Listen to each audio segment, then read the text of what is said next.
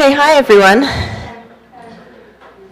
Welcome to School of Visual Arts and welcome to the Design Criticism MFA program. Great to see you here tonight. I'm Alice Twemlow, the chair of the program. Thank you very much. Thank you very much. I don't always sound quite this nasal, by the way. A little cold coming on, so forgive the accent. I have a couple of announcements to make before we kick off tonight's event.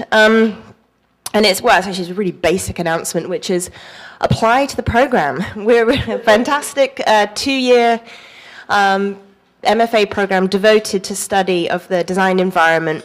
We do this through writing, criticism, research, and we apply this critical thinking to a whole range of media. It's not just writing. We also express our critical ideas through exhibitions, radio, events, blogging, and more recently in form of video essay. So lots of fun media to explore here. If you are interested and would like to talk to me about it further, I can talk for a very long time about it over drinks in the other room following this lecture. Check out this brochure in particular. This is our new one, which features stories of what the alumni of the program have gone on to do. Check out our website. Follow us on Twitter and all that good stuff. Tonight, I'm very glad to welcome you to our lecture series, which we are well into now. And this has been put together especially for you, and for us, I suppose, by the first-year students of the program. We meet together to come up with a list of speakers that we really feel will complement and perhaps challenge in some ways the curriculum that we provide. And this list really represents the interests and obsessions of our current students. And with that, I am going to turn over the podium to one of our first-year students who's going to host tonight's event, and that is Nawa Al-Kazimi. So please come to the podium. Thank you.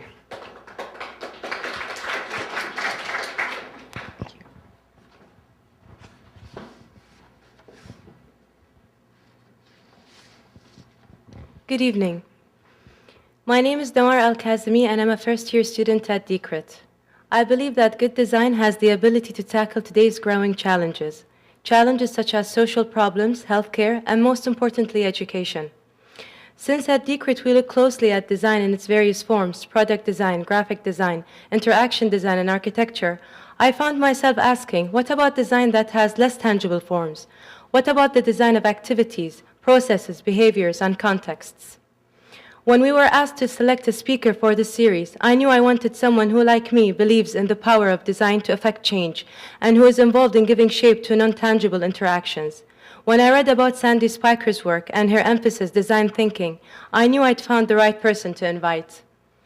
Sandy began her career as a graphic designer. It was while teaching typography class to communication design students at George Washington University in St. Louis that Sandy had an epiphany.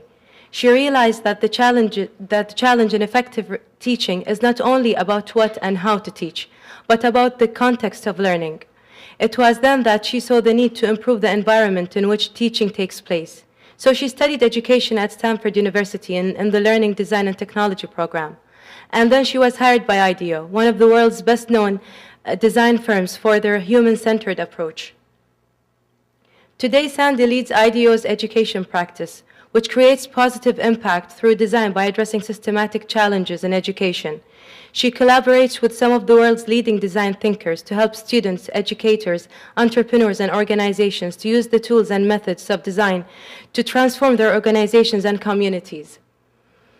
I'm very glad that she's here tonight to talk about some of these projects, especially since we've never had anyone from IDEO to talk to us here at DCRIT. Please join me in welcoming IDEO's Sandy Speicher.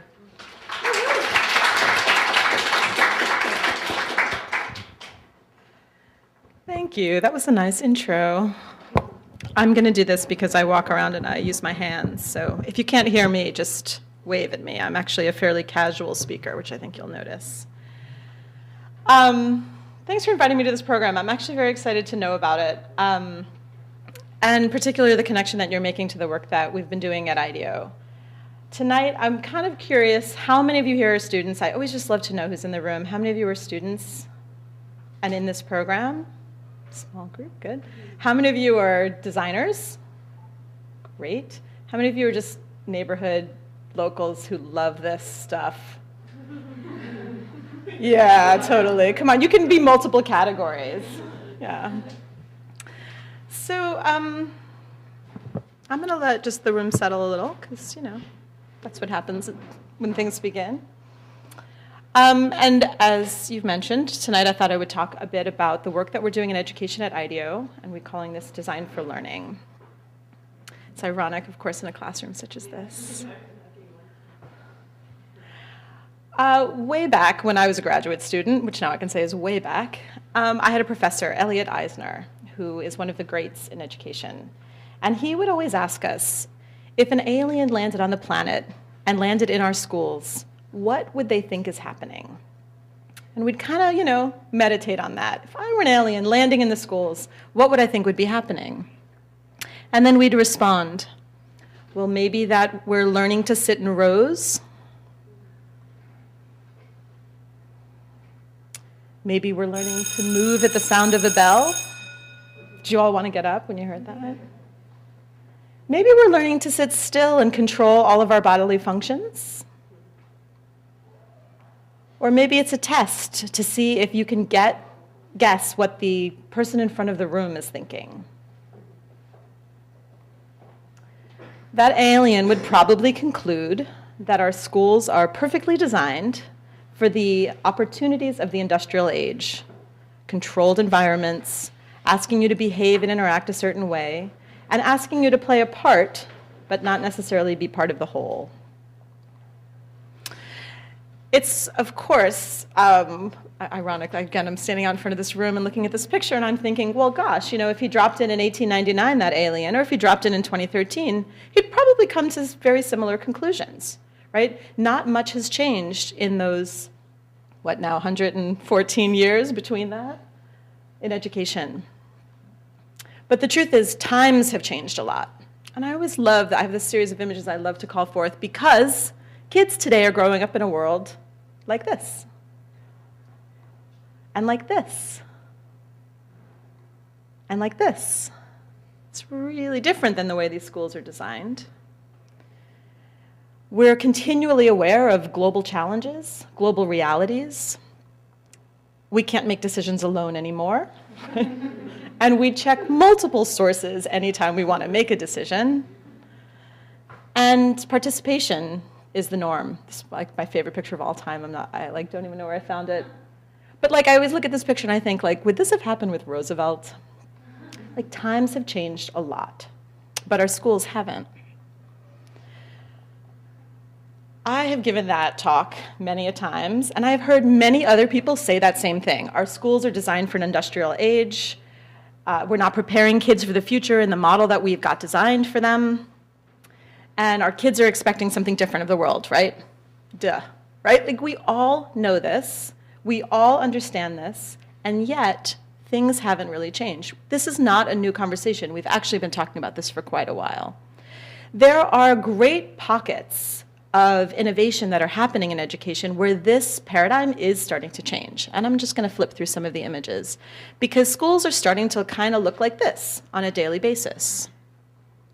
Or like this, which I think looks a lot like my office, especially that girl that's got stress. They're also starting to look like this, where people are kind of moving more than perhaps we did before. They're constructing their knowledge. Or like this, where they're able to be more flexible in how they're sitting. Or like this, so it's just a fairly traditional act, right? Writing on a board, but doing it together.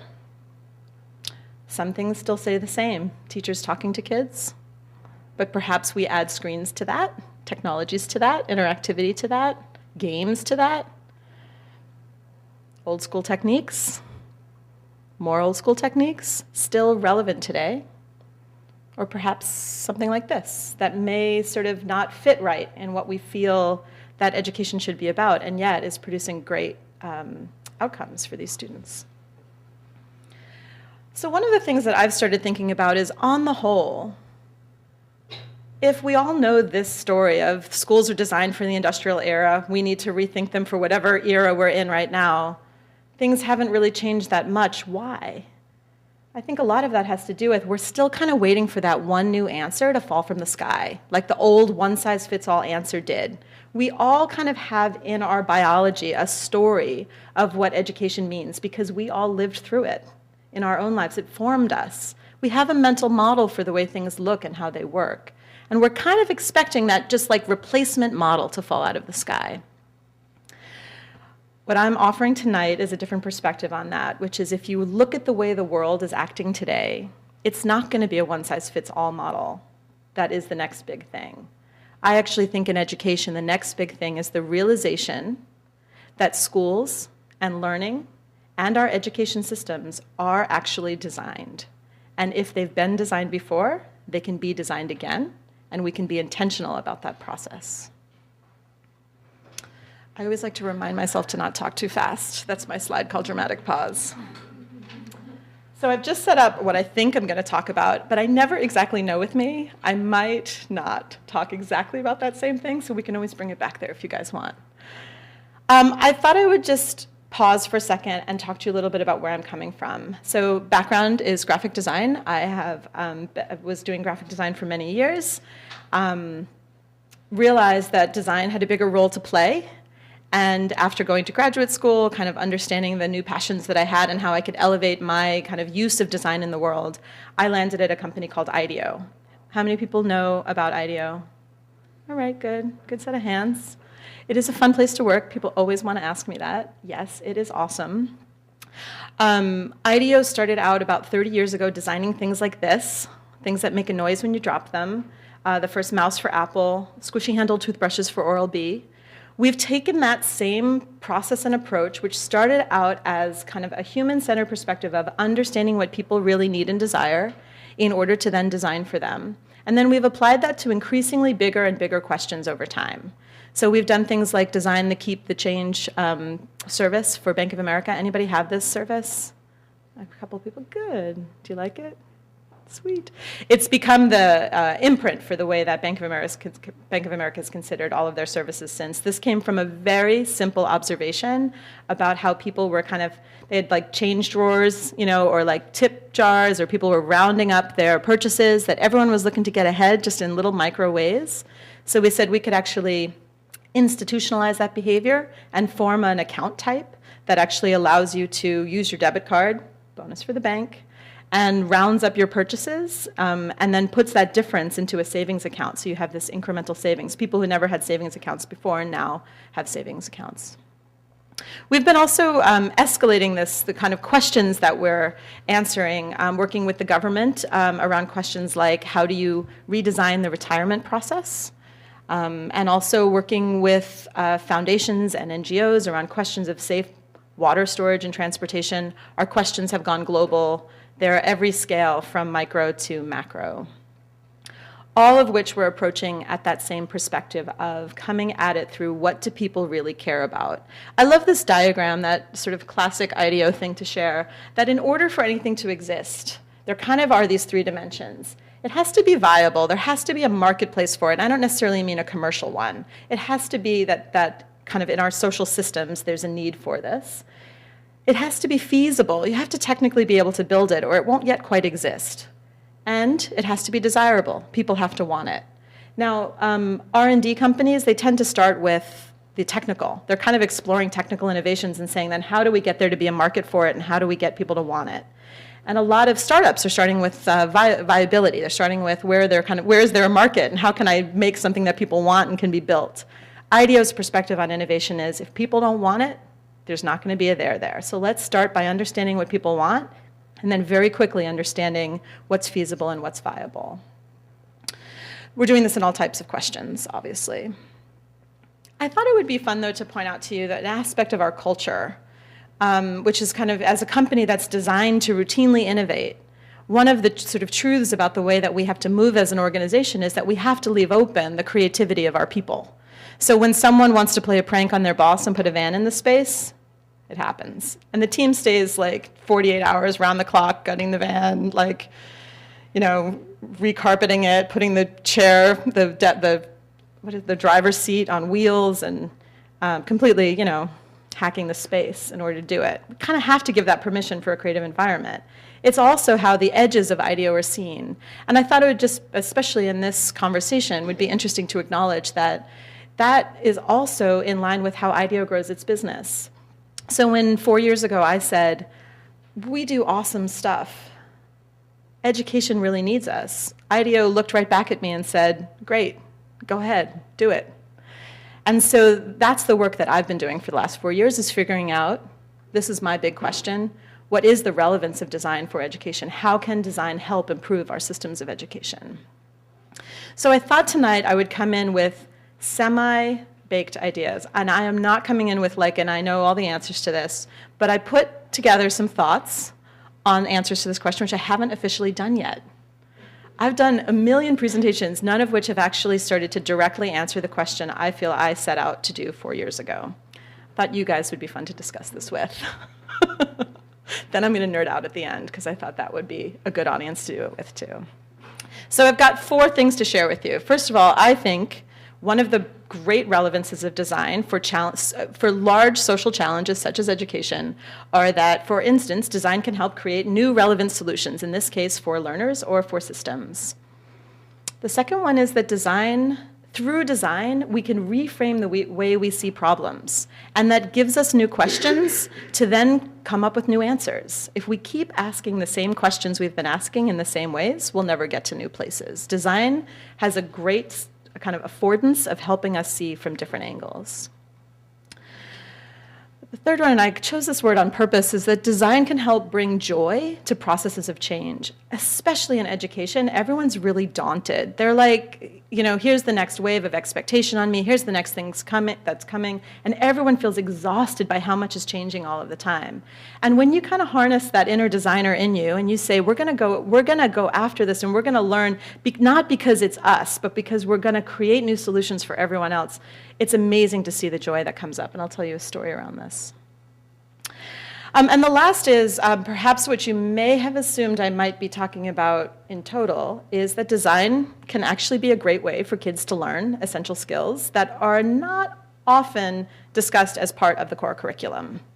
So I actually got into this work thinking that what it was really about was the value of learning through design processes. And the more I've done, the more I've learned that that's one of many areas of relevance for design in education. So should I tell you some stories? Now that you've got the bullet points? All right. We've been doing some work with the University of Phoenix. Anybody a graduate? University of Phoenix, okay? Yeah? No? Okay, that's all right. You're in a different graduate program. Anyway, University of Phoenix is the nation's largest online university. At the time we were working with them, they had about 450,000 actively enrolled students. This kind of changes a lot. But and primarily they have adult learners that are signing up for their programs. They're people that might be working 2 or maybe even 3 jobs that want the education in order to either get ahead, in order to get paid better, or to actually show to their children that they can do something, right? There's really deep motivations that people are going into this with. And they have a problem staying in because their life conditions really get in the way.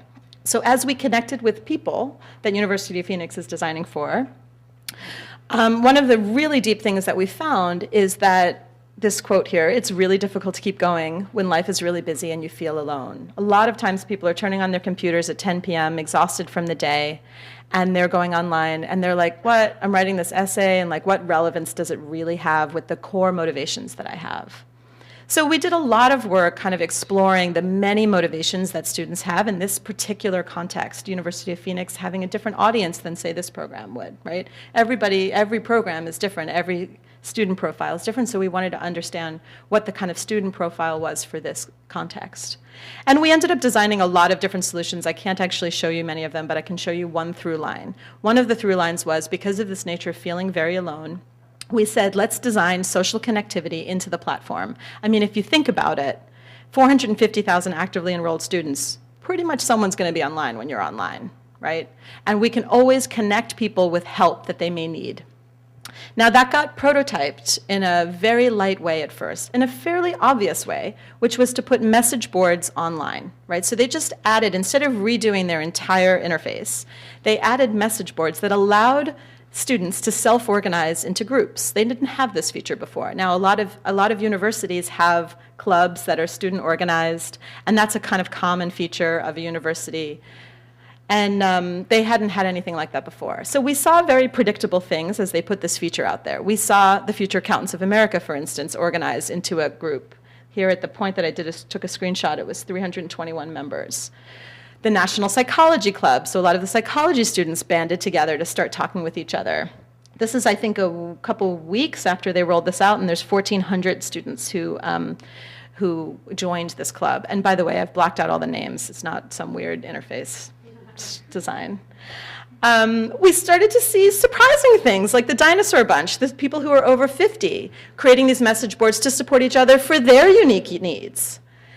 The Tattoo and Body Piercing group with, at the time, 1,069 members, because this just exists and people want to connect with each other around the things that they're passionate about. I don't know why, but I kind of loved this one, the Extreme College Couponing group with 271 members. And then one of the few that I was most touched by, so just seeing these self-organizing systems is amazing, but then some of them were really profound in terms of understanding how social supports can help people with learning. This is the military wives or significant others. And as I looked through the messages that people were posting, we started to see one woman, for instance, talk about how her husband just got deployed and she's struggling to stay in school. She's struggling to keep up with her learning and she's struggling to keep up with her assignments because she's distracted, she's confused, she's not sure the relevance of it. And then you have other people in the same exact situation writing back and saying, you can do this, you committed to this for a reason. This was amazing to start to see, is that it's not just about the learning, because a lot of people always point to the curriculum as the answer. Get that curriculum engaging and they're going to stay in. But what we found in an 18-month experiment looking at these message boards, and I have to look at this because I never remember numbers, is a 25% increase in student engagement online, so they stayed on the platform 25% longer, and a 14% improvement in student retention. That's this plus quite a few other features that were rolled out that were about designing for student support. How do we help people connect with each other? So it's not just about designing the curriculum, which is the place that we tend to go, but about understanding what people's unique needs are and what's going to help them stay in the game.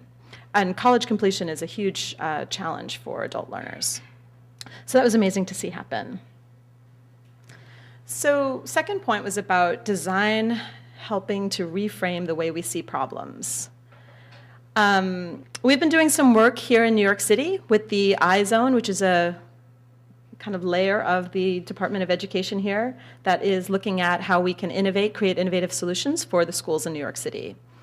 And one of the things that they approached us about was this particular challenge. They need to see improvement in math scores in middle school. Like, it is just not good, right? Times are not good for math learning for middle school students, right?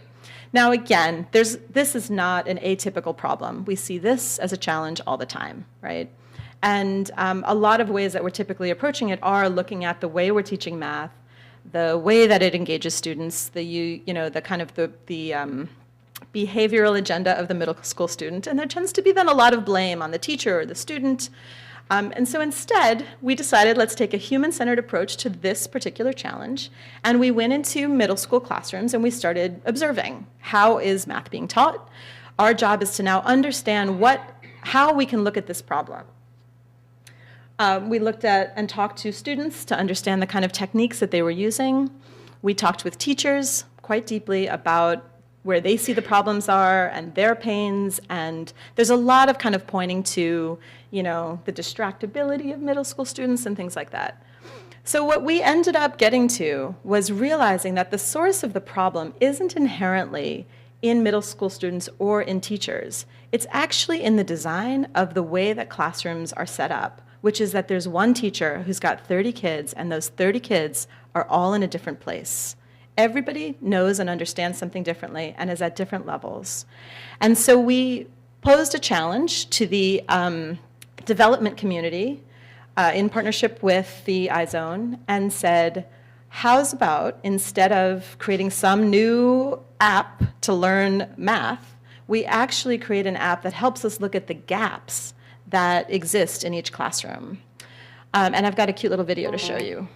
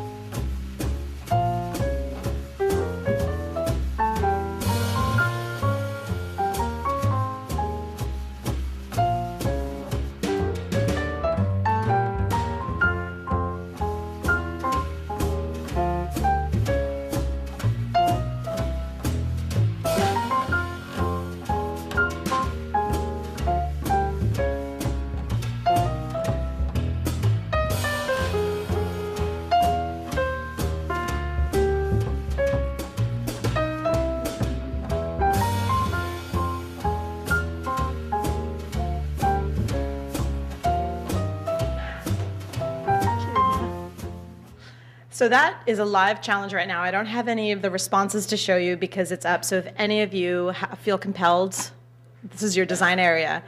Go, let's see, I don't know what the link is. Just Google iZone Gap App Challenge. So this third point is about bringing the joy back to processes of change. I love this picture. A few years ago, we were approached by an elementary school near IDEO in the Bay Area, and they were like totally stressed. They were like, we think we're failing our kids, for a very well-performing school, actually. They had this fear that they were failing their kids and that they weren't creating the 21st century learning experience, and they didn't know what that was, and they came to us and said, help us figure out what that is. And in this particular case, we said, well, listen, you're a public school. It is not our job to answer that question for you, but what we will do is walk you all through the process of designing a response to that question. What we didn't want to do was be the company down the street that gave everybody their answer, and then no one actually can do anything about it because they don't believe in it. What we've learned about change processes and all the work that we've done at IDEO is that the people who are the implementers of change need to be part of shaping that process, and I very much hold that perspective strongly with teachers.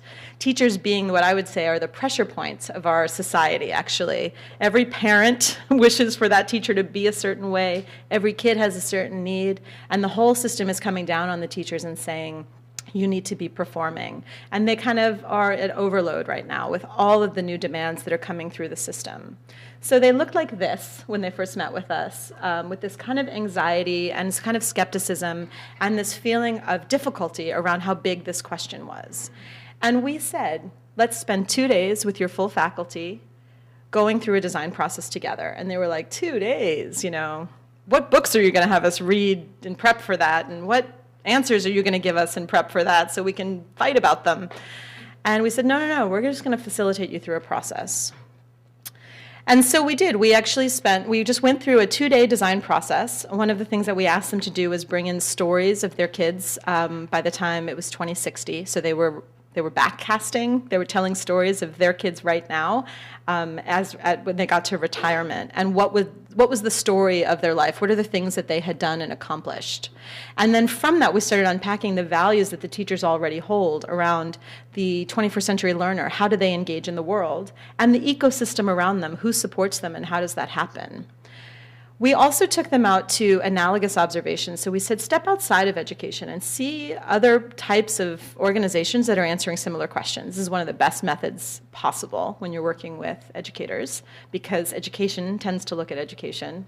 And when you look outside, they're like, people have already solved the same question you're struggling with. And so we took them to, for instance, meet with a guy who started an organization to save snow leopards. And he's got this like one snow leopard at a time attitude. So he's like trying to create, mass success, one kid at a time, or one animal at a time in that case. We were kind of drawing this like mass one thing at a time analogy with them. And they came back and they talked about it. And I just want you to note their body language still. We're still in analysis mode, right? They started talking with each other about the things that they learn and the things that they're starting to think about now as they sort of open this up.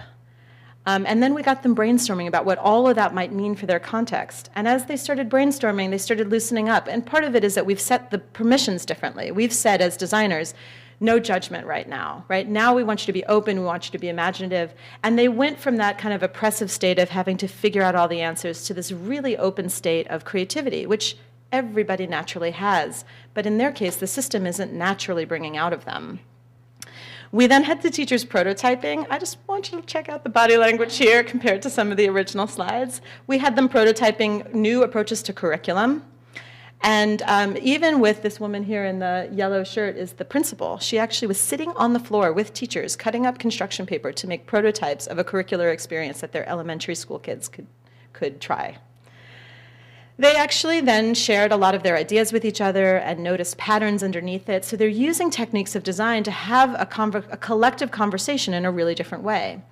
And they came to this really beautiful idea that what they all seem to believe across all of their prototypes was that students shouldn't be seen as receivers of information, but instead be seen as seekers of knowledge.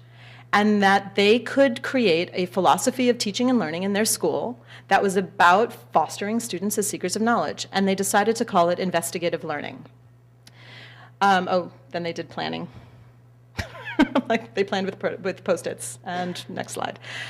Throughout then that school year, they did a whole bunch of different experiments in their classrooms. So one teacher decided to say, I'm going to use, I noticed the kids are really digging when I read to them Charlie and the Chocolate Factory, so we're going to take chocolate and we're going to expand it. We're going to learn geography, we're going to learn math, we're going to learn reading, we're going to learn everything through chocolate because the kids are loving it. So she went theme-based. Another teacher had this, had a very different strategy, and she went through that's the chocolate one over here. She went through materials and did projects with them about like birds and bird nests, and they were making things, and they actually reconstructed their classroom to have whole bins of art supplies so that the kids could, in anything that they were doing, start making stuff as a way to be thinking through ideas. They even started documenting their own work and posted it on their website for parents to see. Now, this isn't just about the interaction between the parents and the students. This is also about, or between the teachers and the students, this is also obviously hugely about parents and the school board and the community. And so there was this big process of actually helping people understand what they were trying and why they were trying it. We then helped them in a second year understand what they had done in the first year. It's very hard to be in motion on ideas and reflective about them at the same time. And so we helped them figure out how did all the different things that they were trying come together, and what might that mean for how they help themselves in the future. And then we helped them create what is called the Manual of Investigative Learning, which has approaches to standards, approaches to assessment. It has this typology of learning experiences, helps them think about how they're setting up curriculum in their classrooms. And they even started to help the principal started working with them around how do you feel in relation to this new philosophy that we have about teaching and learning. So she did surveys at the end of each year to say, are you still developing? Are you still, or do you feel really capable? Do you feel advanced? And started matching teachers up with each other to help each other. They use this manual of investigative learning as part of their hiring process now. So when they interview new teachers, they say, this is what our school is about, right? And they try to find a match for that philosophy. Of course, like, because I'm a designer, I'm like, woo, they won a design award, but, you know, I care about education, and so I'm very proud of them for winning an award in the California state school system. They've become a California distinguished school with this and a few other initiatives that they applied under. And this actually became the basis for some work that we've been doing since. It's actually why I'm in New York this week.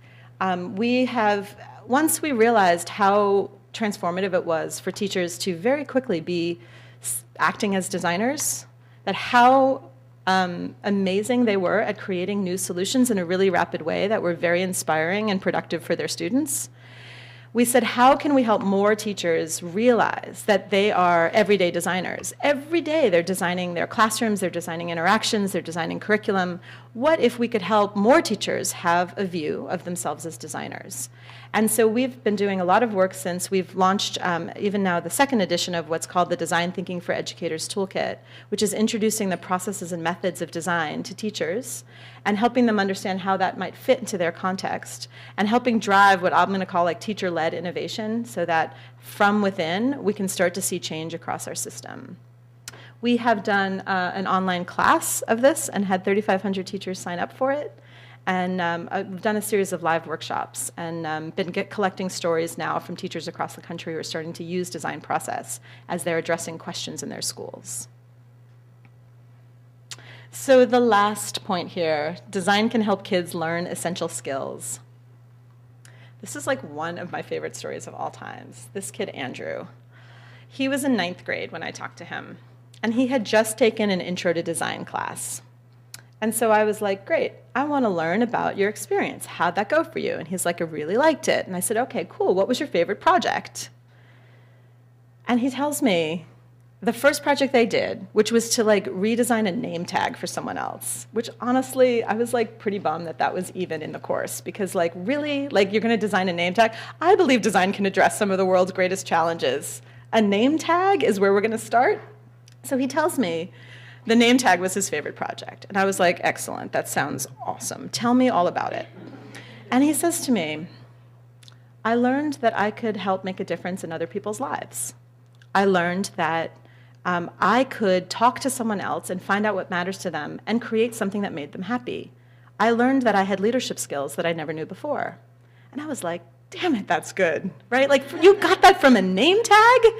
And he did, right? Design can help us learn amazing things about ourselves and our role in the world. Now, my favorite part of talking with Andrew about this was, I said to him, okay, you designed a name tag. What else would you like to design? And he kind of looks up and he thinks and he looks to the side and he goes, the state economy of Michigan could really use some help. And then he goes, and the school cafeteria. I'd really like to redesign the school cafeteria. And I thought, wow, what if every kid in America could think this way, could see that they could go from a name tag to the state economy of Michigan back to their context where they feel maybe a little bit in pain in the school cafeteria. And to realize that you can have this very simple process that can apply to any of those questions. So we actually took this insight about kids to India and partnered with a school there called Riverside. And Riverside School wanted to launch a design contest because they're already teaching kids through design. And so they wanted more kids to have this skill. One of the things that I have learned everywhere I've worked around the globe, whenever I've connected with kids about learning, is that what everybody just wants is to have their imagination engaged. They want their spirit present in anything that they're doing. They want to be the creative force that they are, and sometimes that happens as they're listening, and sometimes that happens as they're creating. But they want to be engaged. Now, we took this idea of teaching design to kids out to some remote areas to understand the challenges we'd face in creating a large-scale design contest for school kids. And this picture is from a school that traumatized me, this conversation, where we were talking to the principal and we were explaining what we wanted to do, that we felt like we could help kids, get in touch with their imagination, create impact in their communities around them by asking them to understand what people really care about and design for them. And he looked at me and he said, oh, these kids can't do this. They don't have brains. And I was like, the rest of my life is going to be to prove you wrong. So we ended up designing a contest for school kids with a really simple, simplified design process. In case you're wondering what it says, here's the American version of it. The process was feel, imagine, do, and share. And so the idea was basically you had a week where you go out into your community, you feel the problems around you. You work with a team of people to imagine new solutions for it. And then you make that change happen. You do it. And then you have to share back with us the story of the work that you did. And what we did was we designed certain learning goals into the frame of the contest and into the application form. So we asked kids to reflect on their learning, how it changed them, how it changed other people, things like that. The first year we did it, we had 1,300 teams enter from across India. And surprisingly, they addressed challenges like traffic, education, healthcare, pollution. And I thought, wow, you know, for these kids that don't have brains, they're taking on some pretty big questions. One of my favorite that really stuck with me was a group of kids, when they got together to talk about what's going on in their community, they all realized that their fathers were alcoholics and that their mothers were really struggling with that and were sometimes being abused, and that there was a lot of problems in their homes for all of them. So they decided they could do something about it. And they designed an alcohol treatment program for the fathers in the community. They went into their town center and they did a whole play demonstrating the problems of alcohol addictions. And they got, I think the number was like 31 or 32 men to sign up for their 3-month program. And they created a self-help group for the women in the community. And these are 10 to 13-year-olds. We went with middle school on this one. So amazing things. Very consistently in the applications we heard back, you know, when we asked the questions, what did you learn through this experience, we pretty consistently heard what the learning goal was, which was I learned that I could make a difference in the lives of other people, which is a very rewarding thing for them to realize because it's not necessarily the basis of what they're encouraged in their schools. That contest is now global. There are 35 countries participating in it now. You can get the resources there and connect to a school if you're interested in, find out where it's happening in the US. And that you actually should check out Kieran's video. So Kieran Sethi is the director of Riverside, and she's got amazing zeal around this. It was amazing to collaborate with her on this. So over the last 4 years, as I mentioned, at IDEO, we've been doing now a ton of work in education. We've been designing new products, new spaces, new systems, new solutions, all different kinds of things. New apps, new programs. We've even been working on national questions of how do we answer Obama's call to action to get 100,000 more science teachers in the classroom. There are a huge range of questions in education. And I thought what might be fun to do with you all tonight is reflect a bit on what this means. I went into this work kind of with a certain assumption about kids in classrooms probably learning design because that was the bias that I came in with. And the more work I did, the more conversations I had, the more I started to understand this is much more complex. This is much bigger than that kid in the classroom. There are so many design challenges. There are so many problems, and then there are so many opportunities for design in education. So I thought I'd share with you some highlights of what I'm thinking about these days. Are any of you teachers? There's this really fun thing that happens when you talk to teachers, or kind of almost anybody in education. But you're like, hi, how was your day? And within like 3 minutes, you get to like, and the whole system is messed up. Do you guys know what I'm talking about? Have you talked to teachers about their day before? So there's this kind of conflation phenomenon that because the context of education, unique to, say, healthcare, or unique to consumer products, or unique to other categories of design, I call this insta-system, where whenever you talk to anybody about anything, you're instantly getting to this kind of narrative that the whole system is messed up. And it is because of the extreme interrelationship and interdependency of everything that is designed in our system. And this is a very difficult context to design for because you quickly escalate yourself out of being able to do anything. All of a sudden you get to, and just the system is messed up. And that feels powerless. So what a lot of the things that we've been thinking about, and I've got some questions for that I'm asking myself these days, is, how might we disaggregate systemic challenges to allow ourselves to keep moving? Right, so how do we take the bigness of these questions and make them smaller so that we can design different answers for all the different components of it? How might we get smarter about what's going to have high leverage impact, so what we're choosing to actually solve for? How might we become sensitive to nudging mass behaviors, because this is a national, if not global, question? How might we better understand what good looks like? I thought about you guys in design criticism. How might we understand what good looks like in a system that has so many competing agendas and concerns? You can't reconcile all of the different opinions about the way things should be in education. How do you know what good design looks like if you don't have the criteria, the decided upon criteria to work from? This is one set of challenges and questions I'm thinking about.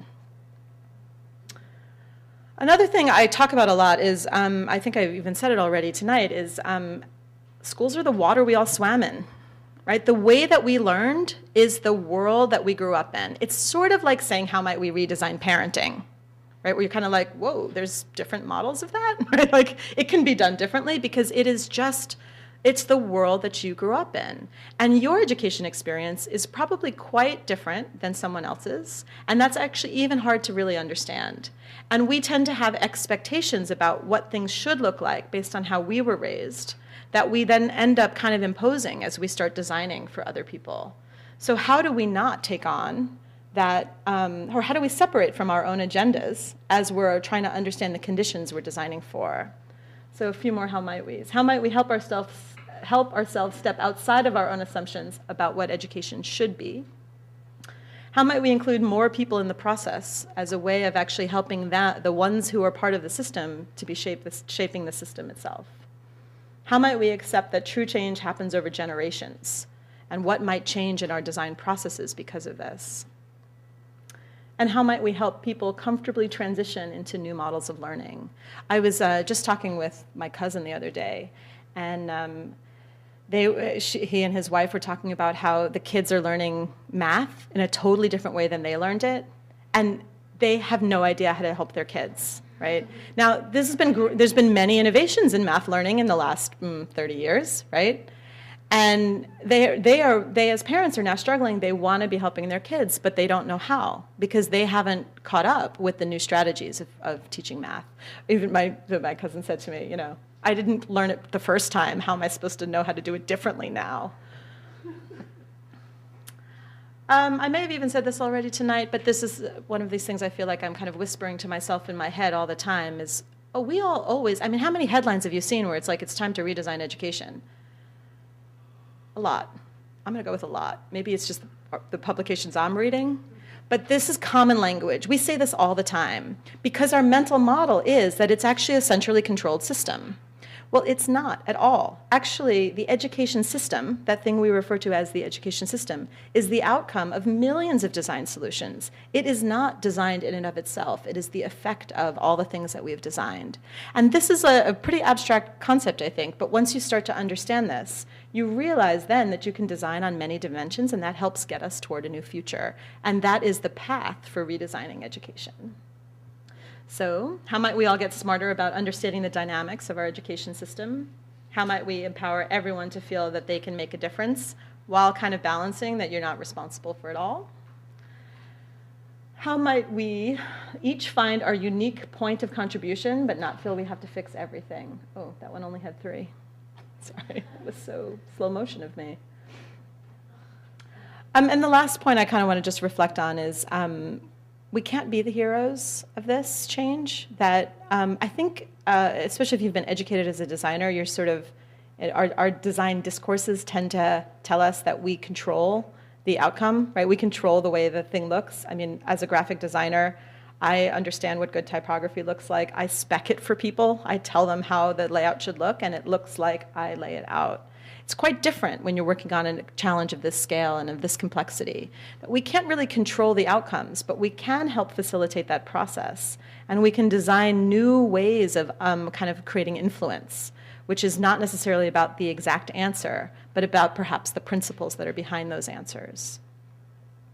So a few more. How might we develop the confidence to inspire great design without having control over the execution? How might we help bring the skills and mindsets of design to parents, teachers, and students so they can help design the future from within? And how might we better understand the methods of educational design and research to expand our own toolkit as designers? How might we merge some of these different design discourses together? So, 1899, we know what the design looks like. And what I'm offering in this conversation tonight is that the future of education may look like this. It may look like many other things, but most importantly, it's going to be designed. That's it. All right. Thanks.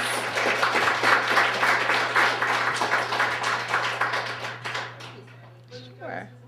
Sure.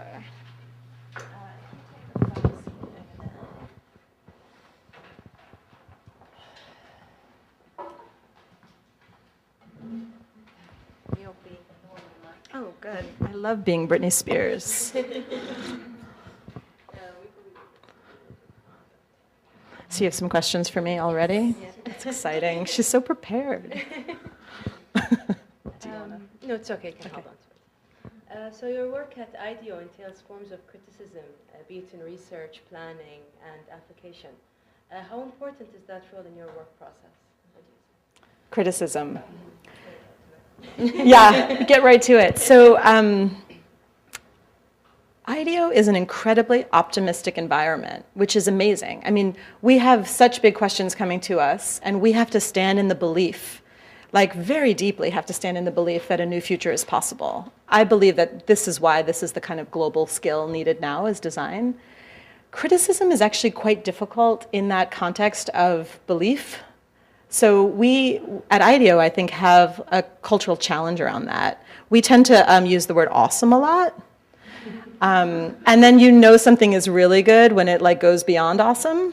And so there's kind of the criticism is toward positive rather than the negative. And that's, I think, because what we're always looking to do is keep unformed ideas alive until they don't show their relevance anymore.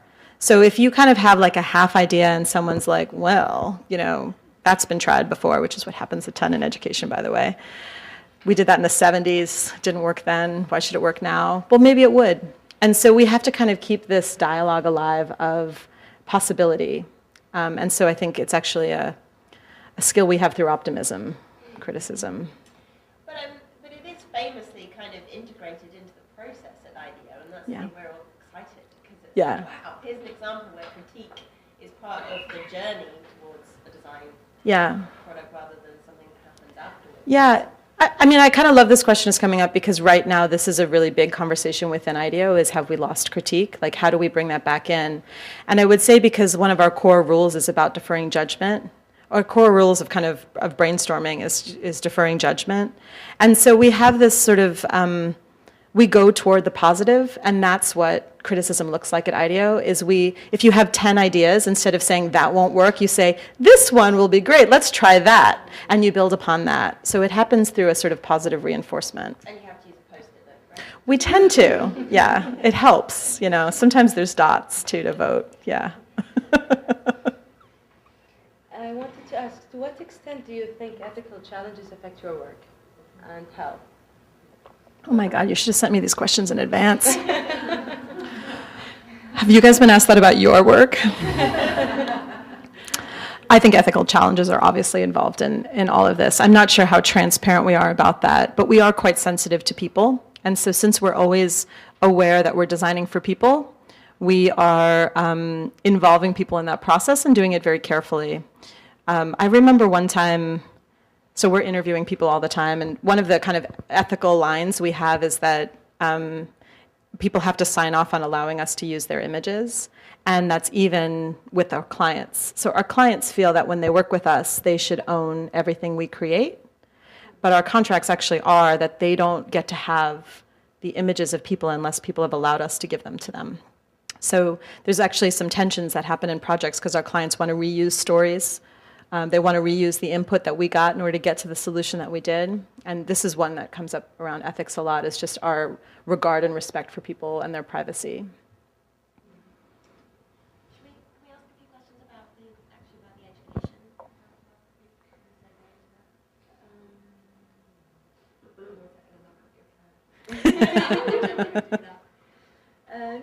I wanted to ask about, like, for example, a project like the Riverside Schools in India. Yeah. So what is the next step after showcasing the ability to conduct change through Yeah. design? Yeah. What is the next step? Yeah. So in a way, the kind of underlying agenda of that whole effort is helping kids know that they have a voice in the world and they have a role in shaping the way their world is. So there's a kind of local level of it, like this is happening just by kids creating something and doing something and submitting something. Then there are winners of the contest, and there is now there's a global meetup of people who are winning from each country, and they're learning from each other. And now at Riverside School, they're actually doing amazing things. They're getting stories of kids written up, stories of actual kid teams creating change in their communities written up as comic books. And one of the main kind of comic book distributors for kids in India is publishing those.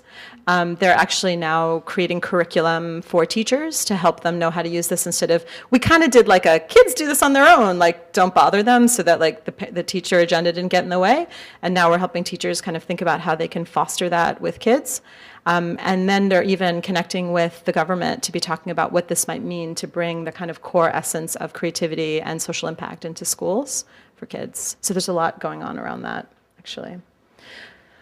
The thing I love, I got to be honest, is the challenges that we're seeing that kids address in different countries. So like in India, there was a lot about education, a lot about the sort of underprivileged kids and the like not getting school lunches or things like that. There's a lot about pollution, a lot about traffic. This year, there's like an amazing amount about the environment. It's like they've all been turned on to like the environment.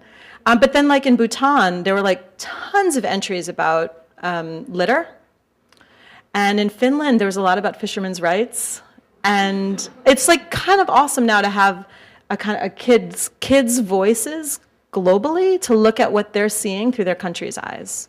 So that's my favorite part of it. I'm hoping that we elevate that over time and bring that to the World Economic Forum or something. Kids' voices of the challenges they see. Well, I have a question about the schools. I've just started touring public schools of Brooklyn. Yeah. Joy. I mean, this is going to sort of sound basic, but I mean, I'm just struck time after time. I mean, the aesthetics of these places are pretty challenging. And you didn't mention that at all, and I'm wondering if that's just because that's, something you've moved right on past. But is that an issue to, design? I think definitely. And we have done quite a bit of space design for schools. I personally tend to focus on some of the more systemic questions, and space is actually involved in a lot of that. But, I totally agree on the space thing. And the truth is we have something like 200,000 schools in the country, and new infrastructure we can't expect it. And so one of the things we're actually looking at ahead is how we can help create tools for schools to hack their spaces in ways that are actually helping them get toward the 21st century type of learning styles that have, like, they can sort of make cheap, easy modifications instead of having to build a whole new building. So hopefully we can get some tools out there for teachers to be thinking about their spaces in new ways. I'm talking about really basic stuff like color. And plants and those. Yeah. You showed in the slide the systems of organization for the art materials. Yeah. This is really sort of simple things. Yeah, absolutely. I mean, one of the tricks is just nothing is centralized. So everyone's making these decisions on their own, and so there aren't really distribution networks or conversation networks even. There's a lot of sort of mass publishing about things, but not a lot of budgets for change. One of the things I have that I always, whenever I'm around teachers, I always say, why do you have all the answers on the walls? How about you get the questions on the walls? There's just something about the kind of the spaces, they kind of tell you what you should know rather than they invite you to imagine beyond. So it's one of my pet peeves in spaces. Let's take some questions from the audience and we'll come back to this. We'll do a couple of students first. Could you speak about the business model? How do you get paid? We have clients, and sometimes that we're working in education. We're working with private sector, public sector, and social sector organizations, depending on what the question is. We have sometimes foundations are our clients, where they're sponsoring work that we do for other people. And sometimes we're getting direct grants, actually. But it's kind of a mixed bag of business models, got to be honest. We're sort of, I think one of the things we're shifting toward this year is looking at, in a way, how, as a design consultancy, we're kind of, every challenge is interesting. So one of the things that we're looking at is what are the sort of patterns of need that we see that we feel we can most directly impact, and then create new approaches for doing that. So that's coming up, but we have all different types of clients with all different types of arrangements. You guys are actually writing grant proposals? Occasionally, and most often doing that through partners. So one of the challenges we face as a design consultancy is that we're not the implementers in the end. So we always have to be working with someone. So Riverside in India was implementing that contest, and we helped them design it.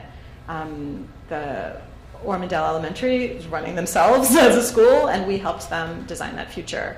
We're working with, technology companies designing interactive tablets for kids, and they're the implementers of that. And so we actually then do the design. We kind of imagine what it can look like. It's more complicated when we get into public sector questions, so working with public schools, because there's so many kind of different, the stakeholder relationship is different.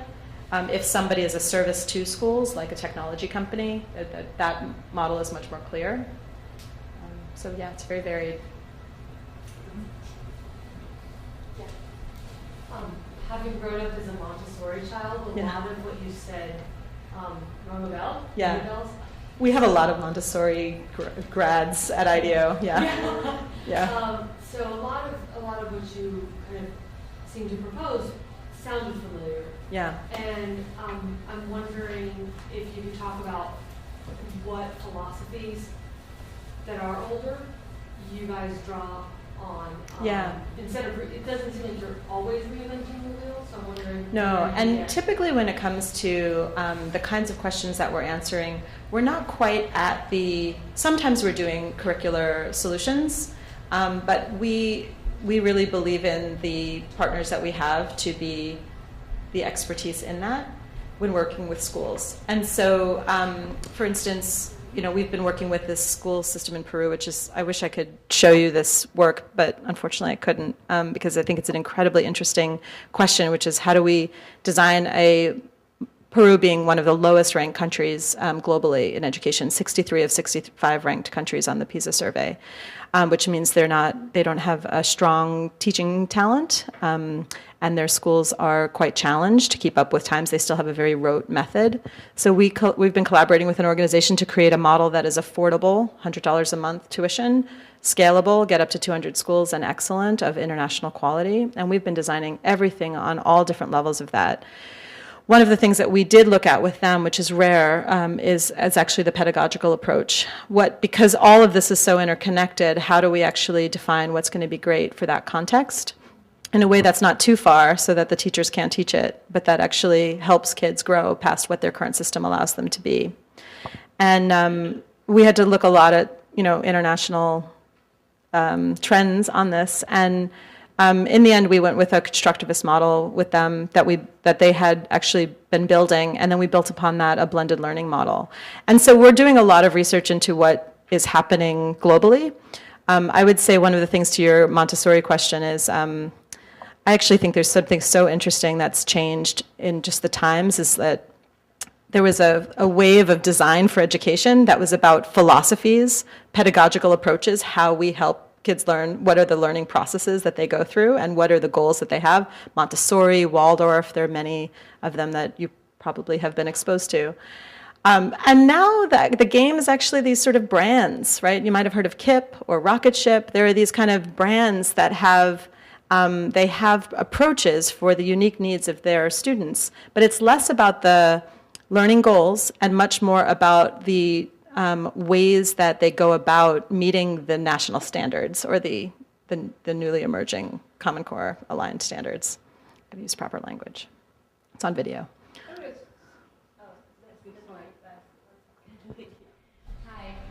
Hi. You talked about the gap of giants, the application, and I'm wondering, how can an app that you design be that effective that can actually merge the gap between students that have that big of a difference in their learning abilities in math that is up to 2 years? Yeah.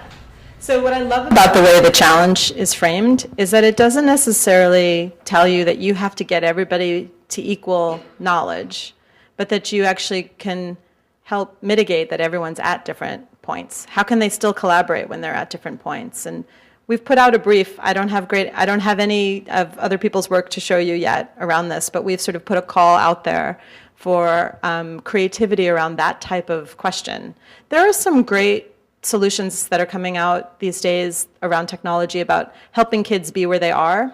I don't know if you've seen Khan Academy at all. It's a great technology solution for particularly math learning, but a lot of other subjects too. And they really, the way that they've designed the system really does allow for everybody to be working at their own pace. And they're learning great things, like kids who may have been significantly behind other kids are reaching out to each other for help. They're collaborating together. They're also then accelerating very rapidly at different paces than you'd ever expect, because they don't have to necessarily go linearly. Once they get through a challenge they're really stuck on, they really accelerate. So I think what we're asking for is for people to take that creative brief and see what they can imagine beyond what we already expect. We'll see. It sounds contrarian, but it Okay. lost me sort of at the beginning. Yeah. This notion that somehow there was a 21st century learner. Because I'm not convinced. I think there were great teachers all the way back to Socrates. And in the last 200 years, from Freudel to Ferrer to Montessori to Neal and Summerhill, who were child-centered and, tried to bring out the unique skills of the pupils. So I'm not necessarily, it's either a different need or a different No, I'm not necessarily posing there was an 18th century learner, now there's a 21st century one. What I'm kind of looking at is how are we designing our systems to meet the needs of our times, and that some of those design solutions are outdated. So there's just a difference in the way that the context is designed, and that we should continue to be asking these questions about the relevance of what we're structuring, and make sure that we're kind of in a design loop around that. You hinted at having done this for 4 years, there's been some ways you've learned it's really complex. And Yeah. What have been some of the biggest surprises or big things you've learned from being in the public and private and all these different? Yeah, thanks. I appreciate that question. I got into this because I believed that when I was teaching at the Washington University, I noticed that there was kind of a set of skills or beliefs that were missing in the students in ways that they were not necessarily engaging in the world. And then looking back at the way the education system has prepared them for that moment and thinking, gosh, there's a gap, right? And I kind of went in with an assumption that design would be the answer for that there's a set of skills that we learn as designers that felt really needed and felt like at scale our education system wasn't really preparing us for, to kind of comprehend and engage with the complexities of modern times. I mean, this all happened around when Bush declared war, and the students were like trying to, they were ignoring the situation because they didn't know what they could do about it. And there was a lot of really interesting dialogue just about how unprepared they felt for all the information they had available to them now. And I felt like, well, gosh, how do you navigate all the complexity of this world? We've been exposed to more than ever before. And they didn't want people dying in the war. They didn't want what they understood to be happening, but they also knew that it was bigger than they could understand, and they just felt powerless to that. And I thought, well, design helps you know that you have a role in that. And so I kind of went into this work with the agenda that design was an answer. And then in terms of the curriculum, actually. And then I realized, what historian doesn't think that history is the most important way to engage in the world? And what mathematician doesn't think math is the most important to engage in the world? And all of a sudden I realized there was another one of these loud voices that was imposing an agenda on the system, rather than really listening to what the system was saying that it needed, and using the skills that we have in order to help it. And so that was a shift that I made. Which is why I think that I acknowledge the conversation gets quite abstract, and it is fairly complex, and sort of it's a because of a lot of these things that I was saying at the end, where we're so embedded that we don't even necessarily know to kind of look at it from above and realize there's a whole bunch of dynamics that are happening that we can help design for. I've got a question. If you had a blank slate, how would you redesign this room? Because this room looks very much like the 1899. It does, I know. Or master sort of lecture. I know. The format was exactly what I was making fun of. Yeah. Yeah. One of the things that I do really want to acknowledge is I do think that conversation is actually a little too extreme. And that's why I used to kind of speak it a lot, and now I sort of look at it and say, well, this format is right in certain ways for certain things. It just...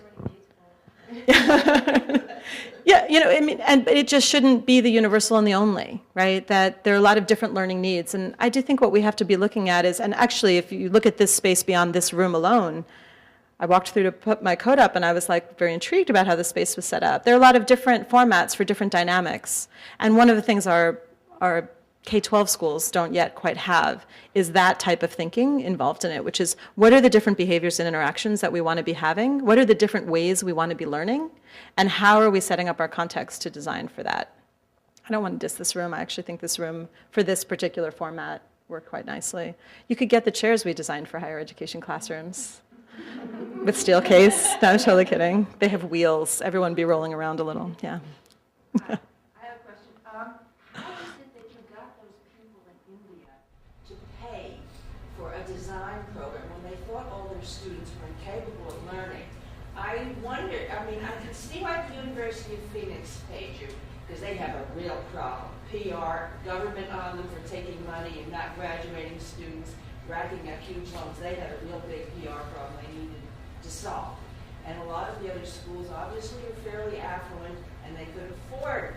I could see the furniture. You talked about the schools in Brooklyn that are so aesthetically challenged. Well, you obviously have some clients who are not financially challenged, but the people in India, who hired you when they don't think the kids can learn anything? Well, we have different arrangements with everybody that we work with. And Kieran's a good friend, and so we partnered with them to launch that contest. It was something that we believed in, that we wanted to do, and so we worked with them around that. I mean, we design every engagement uniquely for the client that we're talking to. But are you saying that you're just surprised that someone who could say something about their kids having no brains? Yes, but you hire someone to do Well, no. So the school we partnered with, the woman is actually a designer who started a school and really believes in design as a core skill for students. And we partnered with them to launch this contest. Now, we went into the different contexts in India to understand the conditions we were designing for, to think about how to design the contest well to get more people to do it. And then we built a whole network of NGOs that actually helped us distribute to rural areas so that this contest didn't end up just being an urban sort of people who are already learning in this way solution. Or was it? No, it was the school launched it. The school that we partnered with launched it and raised money in order to do it. Yeah. And then the contest was free. People didn't have to pay to enter it. So all done under grants and support. Mm-hmm. Design to adults versus to children. Because I know I saw those photographs of the teachers and the educators. I'm wondering if you could say a little bit more about that. Yeah, I kind of always joke when I'm working with adults around design that, like, I used to teach 5th grade, and adults are like so much harder than 5th graders because they cross their arms more. You know, like kids are like, "What? Yeah, I'll do it," and adults have this more like they kind of look at you like, "Prove it to me." But, you know, we get adults rolling around on the floor pretty quickly. So a lot of it has to do, I think, with just the permissions that you set. Actually, you've been through one of our sessions. Do you want to talk about what it was like to learn design with IDEO? I mean, it was exactly, I recommend you all go on the website Design Thinking for Educators, which has a lot of information about how the workshop runs. But it's,